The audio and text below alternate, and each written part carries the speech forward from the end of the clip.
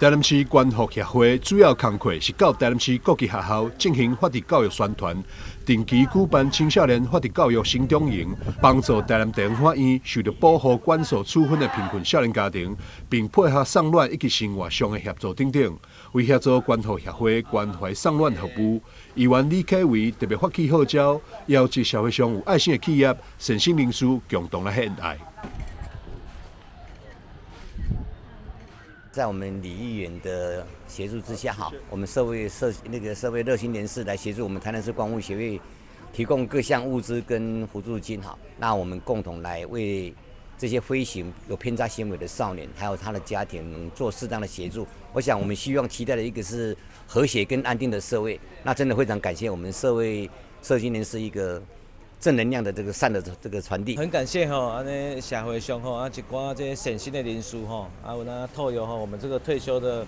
这个书记官潘姐与我们的一个协助来为社会送暖今仔日有那关怀一点那个我们关护协会还有这个捐赠的物资也有一些奖助学金这个希望可以对他们的业务的推动上面这个或多或少有一些帮助我们也知道关护协会长期也都照顾的这些这个飞行少年这个在他们成长的过程阶段当中是很重要的一个时刻我们希望他可以这个步入正轨未来对社会这个也是都会有一个好的一个期待方向。社会局主任秘书陈雅芬也代表市长吴伟特、社会局长郭乃文前来致意。青少年他是一个国家的一个基础啦，尤其是我们现在是少子女化，我们希望说我们的一个新生的一代他们是优质的，那有一部分的少年他可能是一时之间呢行为有所偏差，那经过我们政府还有社会大众的一个导正呢，他们还是可以为这个社会将来可以为这个社会做出一定的贡献。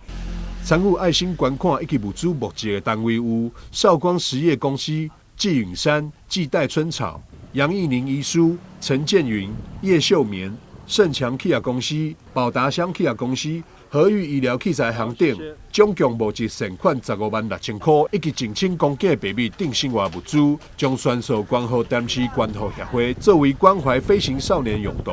记者张秀仪采访报道。